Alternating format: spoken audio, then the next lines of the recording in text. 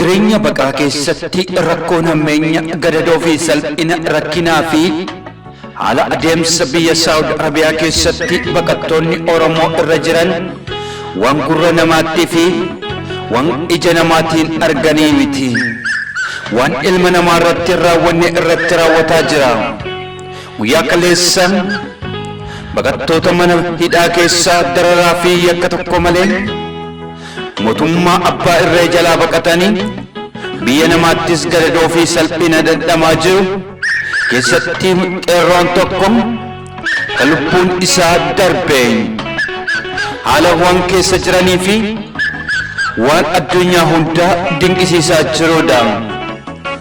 Yeroo ammaa kana baqattoonni kun nama isaanii birmatu dhabanii lammii birmata jechuun deddeebisanii Oromootti iyyachaa turaniiru. Garuu hagar'a furmaanni tokko hin laatamnee fi waggoota lama guutuu karaa sarara sooshaal miidiyaa kanarra deemaa tureera. Ilmaan Oromoo biyya baqaa keessatti gocha suukaneessaan irratti raawwatamaa jiru kun salphina Oromoo hundaa kan tuquudha. Ilmaan Oromoodhaa mootummaa abbaa irree dhiitichaa fi gadadoo reebichaa fi ajjeechaa jalaa dheechanii biyya namaattis gaafa bahan walitti funaannamanii mana hidhaa keessatti dararamaa turaniiru. Guyyaa kaleessaa qeerroon tokko haala suukaneessaa ta'ee fi haala ilma namarraan eegamne lubbuun isaa darbeera.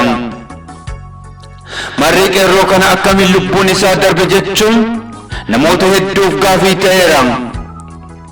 Inni afaan isaatii jigu qaama miiraa isaa yeroo dheeraa irratti dhukkubaan saaxilamuun mana hidhaa san keessatti osoo yaala hin argatin mirga hidhattummaalles osoo hin eeggamiif lubbuun isaa darbeera.